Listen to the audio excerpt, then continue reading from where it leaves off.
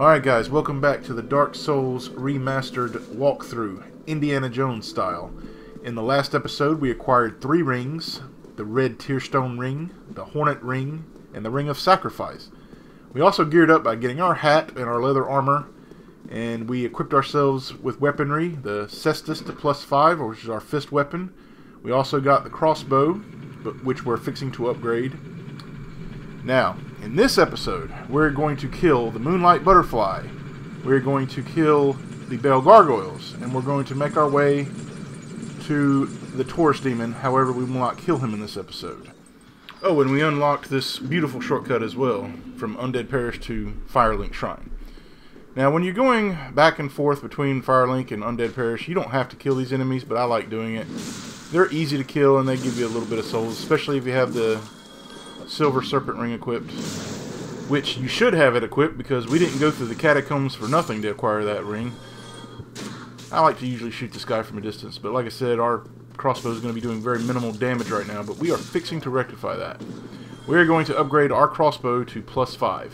Again, we'll have to buy 9 Titanite shards from Andre. Now, you could farm them, but I am going to edit out all farming in this series. It's just completely pointless, but I will tell you what I'm going for and what you should have before you stop farming. It's really up to you.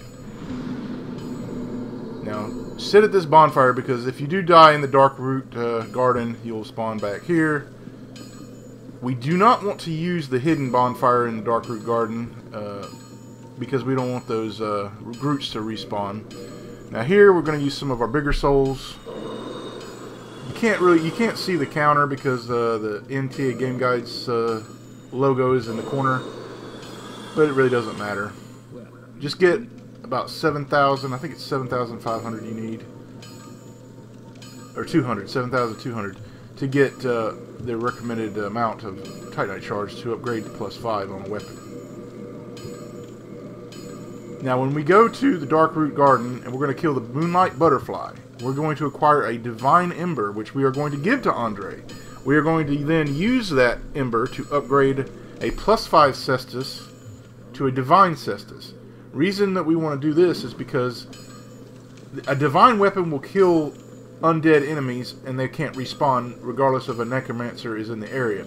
But we're really just going to use it one time for the Nito boss fight, just in case the skeletons get aggroed. But we're going to try not to aggro the skeletons in that boss fight, but that is much, much later down the line. Here you want to become human, because we are going to use another NPC summon to kill a boss.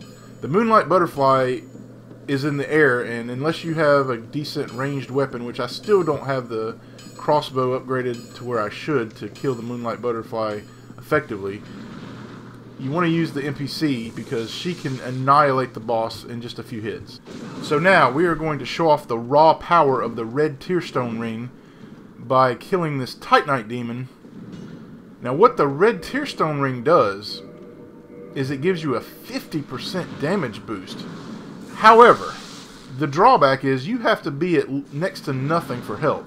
I think it's under 10%. I'm not exactly sure, but you'll see when it's active because the ring will light up and you'll have a glowing aura around your body.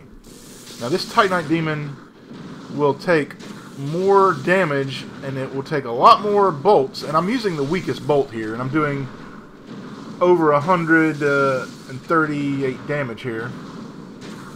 Had I not used the Red Tearstone Ring, you'll be doing a lot less damage. But here, you just want to make sure he is already shooting the lightning and just kind of side strafe.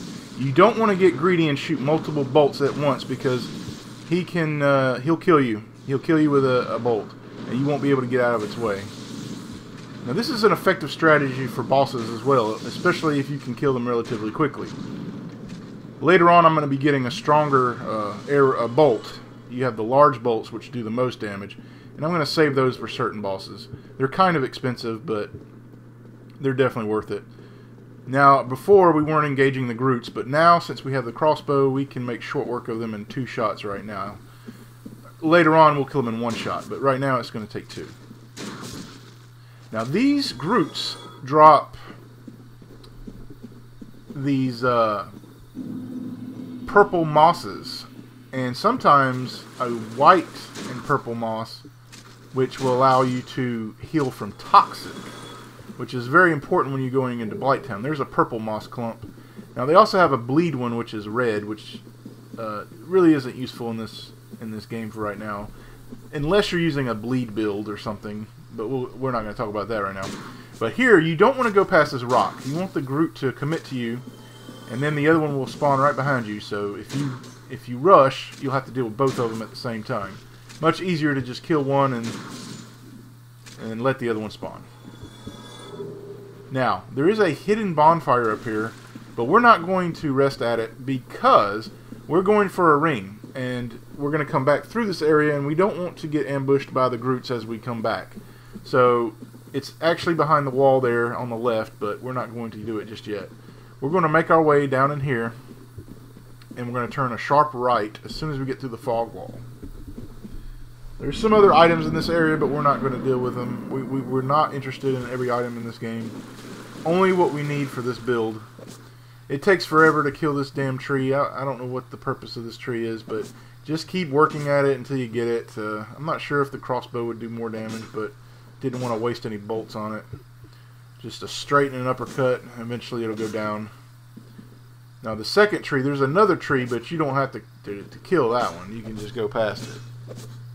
And there's also going to be like a stingray looking thing, which drop these green herbs that allow you to boost your stamina for a short period. It's coming up right here. I usually just snipe him from distance. He'll give you the little tongue lick. No, he didn't drop it that time. Now, here's the other tree. You just stay to the right, you can go right past it. And you're going to make your way off to the right here. And up this ramp. And now there's going to be a knight that spawns. Now, as long as you don't lollygag around, you can get past him and get the wolf ring, which is what you're going to go for right here. And you're going to jump off the cliff and back into the area where the Groots were just a minute ago. Again, that's another reason we didn't want them to... Well, you didn't want to respawn them by sitting at the bonfire. The wolf ring will boost your poise by, I believe it's 50 points, which is very good for a build that does not have heavy armor, which we do not have heavy armor, so in a case that we'll need good poise, we'll use the wolf ring. Now, we are going to summon our NPC and kill the Moonlight Butterfly. This NPC is a witch, Witch Beatrice. She has a very powerful ranged attack that will make very short work of the Moonlight Butterfly. In fact, you don't even have to attack the Moonlight Butterfly. You just have to dodge his attacks and just let her do all the work. But since I have the crossbow, I'm going to help Beatrice for a little bit. Now, you will pass a few knights here. They'll rise up here. But you want to come over into this area right here behind this bush and summon Witch Beatrice. It's a very weird place to put a summon. I don't think anybody would find that. Especially if you're not human, you won't see it even. Usually the knight will attack Beatrice if he sees her spawning, but here he lost interest in her for some reason, but now he's going back. I just try to help her out, but as soon as she unleashes her bolt, it's over.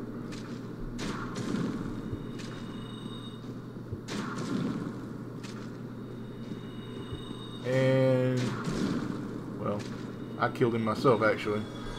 Now, you want to wait for Beatrice to come up the stairs. Sometimes she'll get involved in another one, but you just want to get her right behind you.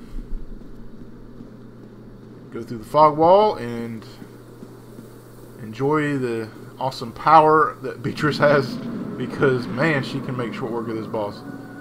But I'm going to shoot, like I said, the Moonlight Butterfly to help her out.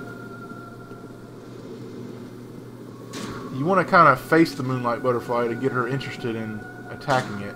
But if you're actively attacking the Moonlight Butterfly, she will engage. Don't get hit by that attack right there. That will cause a lot of damage.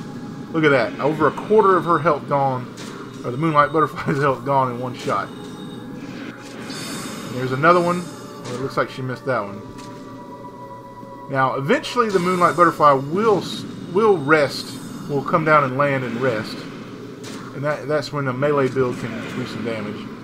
But that's why I recommend using the NPC Look at that, just total annihilation with that magic spell she has. Now watch out for the AoE attack. Once it rests for a bit, it will do a little blast there. But this boss is toast. And booyah! Now early on in the game, you can beat these bosses easily and get quite a few souls. And since I have the silver serpent ring equipped, I'm getting more souls than I would normally get. I think it's 10% more. Now up here, the Divine Ember and a Homeward Bone and a key to the tower, which you don't really need the key because you have the Master Key. But if you didn't have the Master Key, you would have the key to the tower here, the Watch Tower Basement Key, which will send you to Havel. And is also a back entrance into the Undead Parish.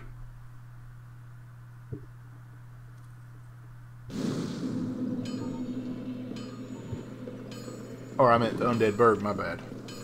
Now, we're going to give Andre the Ember, the Divine Ember, which he is very pleasant to see there. He's very happy to see it. Now, we want to purchase enough Titanite shards for our whip in the future, which we are going to get pretty soon. Well, maybe in the next episode. We're going to stock up on heavy bolts because one of our next bosses, we're going to need the heavy bolts to make short work of the boss. Not the Bell Gargoyles, though, which we're going to fight next, but the Capper Demon, which we want to kill pretty fast because he can be a pain in the ass, especially with the dogs. But we're going to get that in the next episode, but not this one. So we're going to make our way up into the church here, and we are going to summon Solaire to help us with the Bell Gargoyles. You don't have to summon Solaire, but he can make short work of him as well with his lightning bolts. Now, we want the Hornet Ring back because we're going to parry some Boulder Knights in here. We want to make short work of them because our damage output still isn't where we want it to be. But we're going to be getting there stronger and stronger every episode.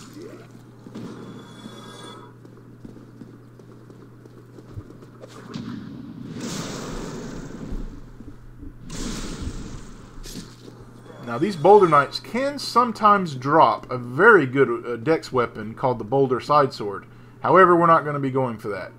Now, let's show off a very interesting utility tool here, the binoculars.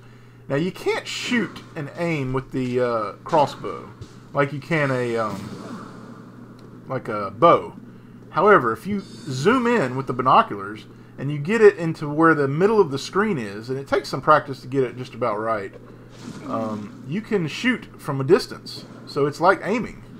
It's a very cool way to use the binoculars, and it makes the binoculars very useful for this build. A lot of times I was wondering, what the hell are the binoculars even useful for? But here, you got to kind of get it right in the middle. It takes some practice. But he's no more. Now he can't even buff those damn hollows up top. So yeah, the binoculars are very useful for the crossbow. And it works with any crossbow. Now up here, you want to make sure you parry this guy. If he goes into a stance where he's holding his sword out, and you'll see that right here, if you attack him where he's in this state, he will parry you and do a critical attack. So don't do it. I don't know why he showed his back to me right there, but I guess he just felt like dying, but that's okay. Now, if we had the whip, we could make short work of these hollows right here, but we're just going to use our crossbow. We're going to lure them out. You don't want to go too far in because, man, these things can gang up on you very quickly. But thank God they're not going to be buffed. Because if they were buffed, whew, man, they can cause a ton of damage. That's why we took out the Chandler first before coming up here. You can pretty much just take out all these hollows using a wood bolt. You don't want to waste any of the stronger bolts because they're quite expensive.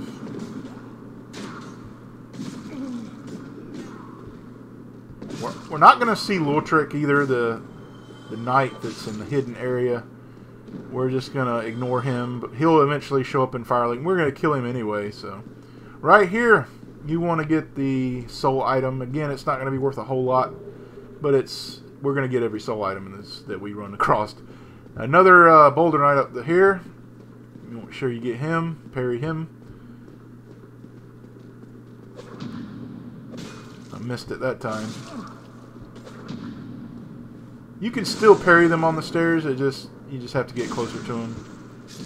Now, if you make your way all the way around, right there's a broken board right there. You're not going to bust that right now. Well, we're not going to do it at all. That's where Lautrec is. Now, if you want to get this corpse here to fall down to get a humanity, we are going to want to stock up on a lot of humanity, because once we get to Blighttown, we're going to do some farming, although I'm only going to show you the farming path once.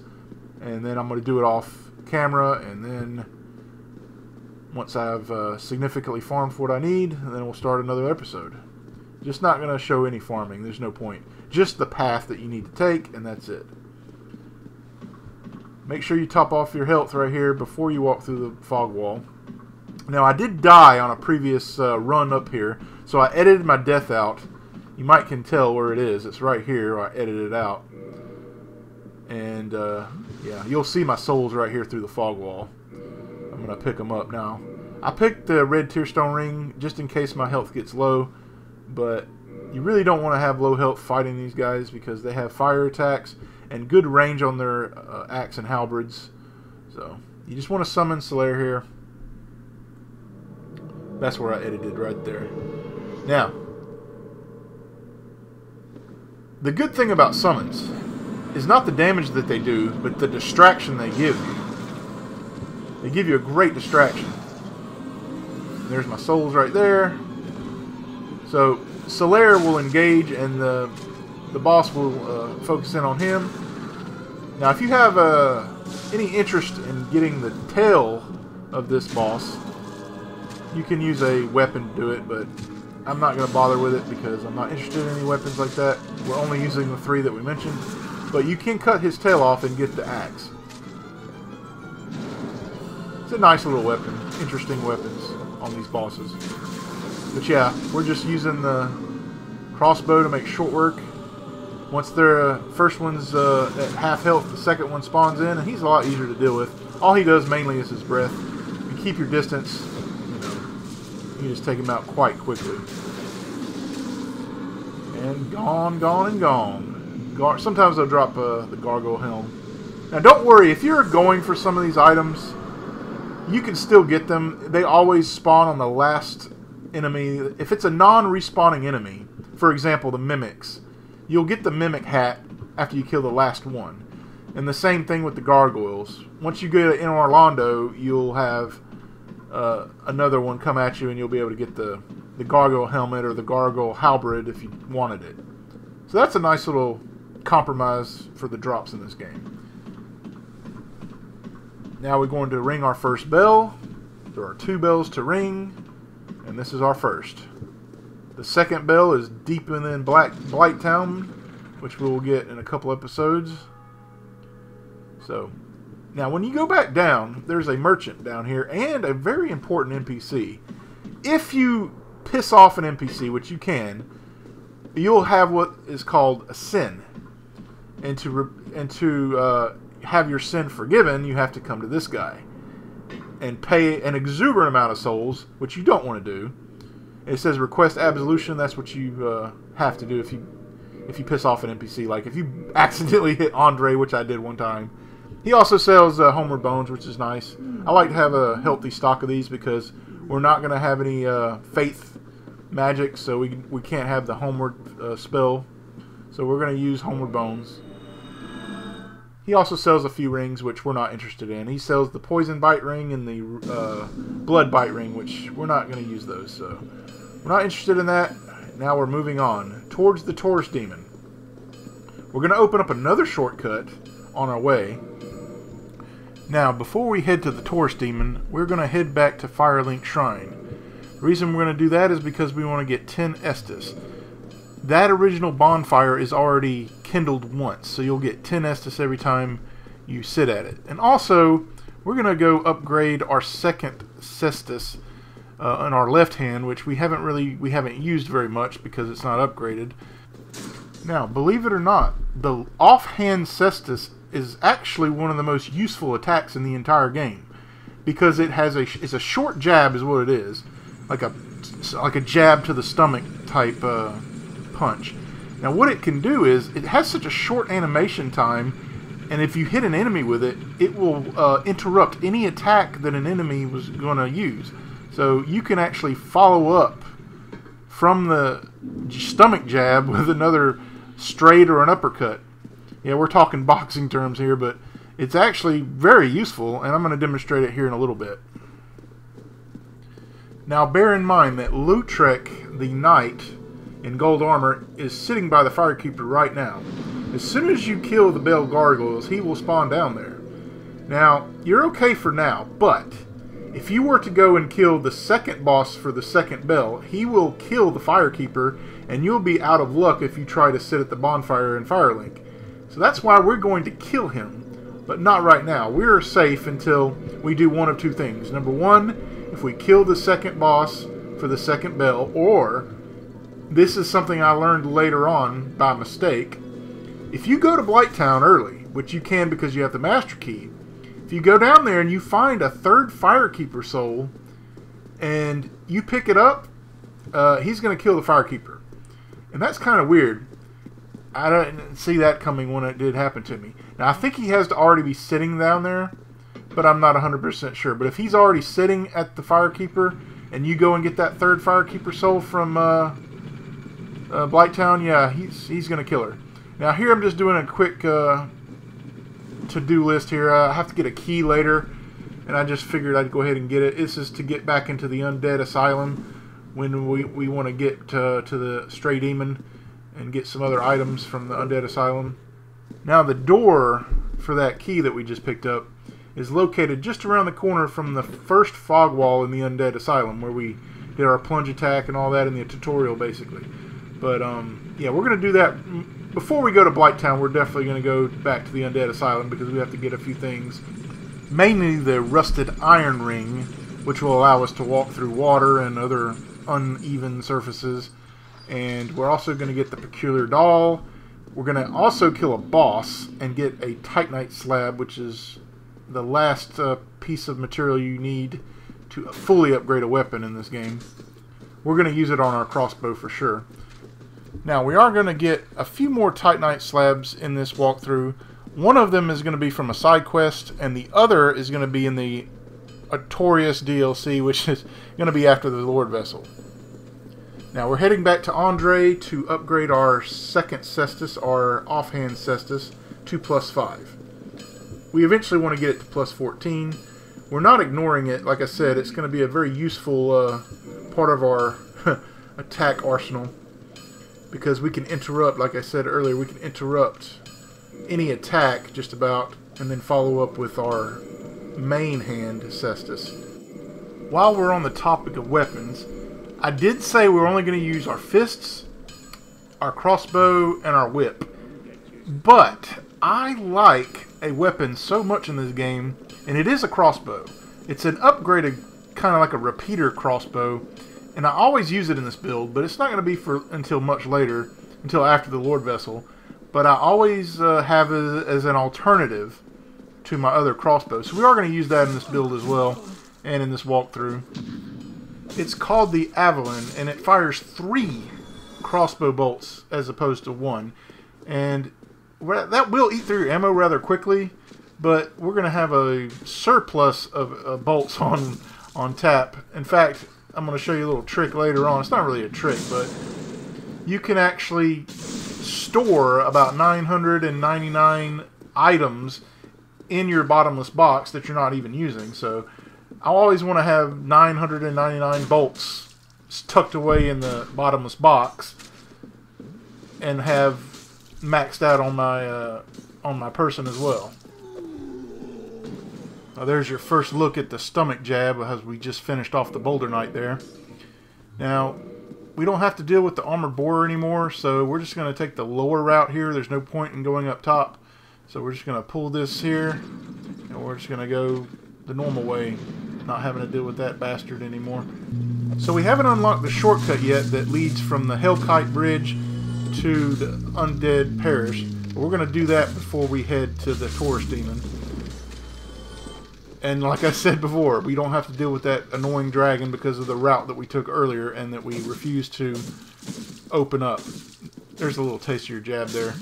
Unfortunately, we have to deal with the rats again. See that gate right there? We're going to open up that momentarily. Now, we have to deal with these rats, but now that we have the crossbow, it's going to be much easier to take them out this time around. Of course, they can still poison you, so just, you know, like that, already halfway almost. Just keep your distance and just knock them off one by one. Easy to avoid as long as you keep your distance. But boy, when they start chaining you, oh yeah, good humanity here. When they start chaining you, you can get poisoned very quickly. Now we're just going to head back underneath the bridge, and we're going to take the stairs back up to the top of the bridge, go across the bridge, and then we're going to use our basement key on the door, and then we're going to open up another shortcut, and then finally we're going to get to the Taurus Demon and end the episode there. Now, we're finally going to get to see the bridge without the dragon in it. Yeah, usually the dragon, the Hellkite dragon, has full custody over this bridge for your entire playthrough unless you kill him, which I've never really done it consistently. I know you can run past him, and you can shoot his tail off downstairs to get the Drake sword and all that, but he's just a massive pain in the ass in my opinion. He's got this fire attack that just, it'll instantly kill you, and I haven't really found a way to stop him. And the only way I've ever killed him was using a great bow from a distance with the hawk ring, and it took forever, so I'm just not going to deal with his ass. So yeah, he's not going to be here for this playthrough, but if you're playing normally and you didn't take a specific path that I took, you're going to have a bad time here on this bridge. Yeah, you can run past him like I said, but he's just an annoying piece of shit, and I'm glad he's not here in this walkthrough. So yeah, you want to unlock this shortcut right here. This will give you easy access to the parish again. And here's your nice little bonfire here. Off to the right is a covenant for your sun bros, where Solaire, sometimes Solaire's sitting there. But you have to have, I think, 28 faith to join it or something. I can't remember, but we're not going to be joining that covenant in this walkthrough. So yeah, just run past all this hollows. You don't need to fight them anymore. And we're going to finally use our basement key to unlock a shortcut back to the Undead Burg. Now, the Undead Burg is very close to where our next boss fight is going to be, the Taurus Demon. We're not going to have time to fight him in this episode, however. We're also going to kill a Black Knight, we're going to get another ring, and we're going to kill a Crystal Lizard. Now, right here, don't go forward here. That's back to the lower burg. We don't want to go there yet. Instead, take a right all the way up these stairs and open this very awkward opening door. And we're overpowered again because these enemies are weak. They're very weak. We're back in the beginning area of the burg. And I like how this hollow says, I've had enough of this. I don't want no part of this. Closes the door. I thought that was pretty damn funny. And you want to go right here to the right. And there's some black fire bombs up the stairs up to the left there. They're more powerful than the other fire bombs. Now, we're going to have to buy a lot of fire bombs later on to kill a Hydra in the Darkwood Basin. The one that we avoided earlier when we were getting our hat and we went up the ladder. Yeah, we're going to kill that bastard. Now, right here, get to the top of the stairs, equip your crossbow, and just snipe these guys from a distance. No point in engaging if you don't have to. And there's an archer in the tower here to the left. I usually take him out because he'll shoot at you from a distance when you're trying to fight the Black Knight. Deal with him. And we're going to use the resonance key down here to open up a door. This is going to give us access to the gold pine resin. But I think if you have the master key, you don't need the resonance key, but the resonance key opens up another door that the master key will not later on in the playthrough. So we're going to equip the Hornet Ring for the Black Knight coming up. We're going to snipe these guys from the safety of the stairs. They won't give chase here. They're just going to stand there and take it. Just take all three of them out. And we're going to go back around, and we're going to get the gold pine resin. And we're going to deal with this Black Knight, and we're going to get the blue tearstone ring. Now, there is another hollow up top that tries to ambush you with a flaming barrel. Now, I've actually taken him out with the binoculars method here, but not this time. Didn't want to waste too much time on it, but it is possible to shoot him from here. Now, we're going to go kill us a Black Knight. This Black Knight is equipped with a Black Knight sword. It's not a great sword, so it's going to be easier to parry, significantly easier to parry. He's got 3 attacks that he uses. He's got the stab right here. Just parry it. It's pretty slow. He's got 2 overhand attacks, a fast variety and a slow variety. That's the fast variety. If you can parry that one, you can definitely do the slow one because it's so very telegraphed. But yeah, just watch. When it gets over his head, just parry, do it again. I think it only takes me 3 here. And he will drop the chunk. Now we're going to get the blue Tearstone ring. Now what this ring does is it increases your defense when your health is low. It acts the same way as the red Tearstone ring does, except instead of giving you damage boost, it gives you a defensive boost. It can save your life in certain situations. Now for this hollow, just run up right here and then just turn around and run back. Give him a little stomach jab, follow it up. Like I said, that interrupted his attack, and boom, he's dead. I like using that attack. You'll see that used more often now that I have it upgraded a little bit. Now go all the way up to where the fog door is, and there's a barrel here. Equip your crossbow, and that's going to be it for episode 3. I will see you guys part 4.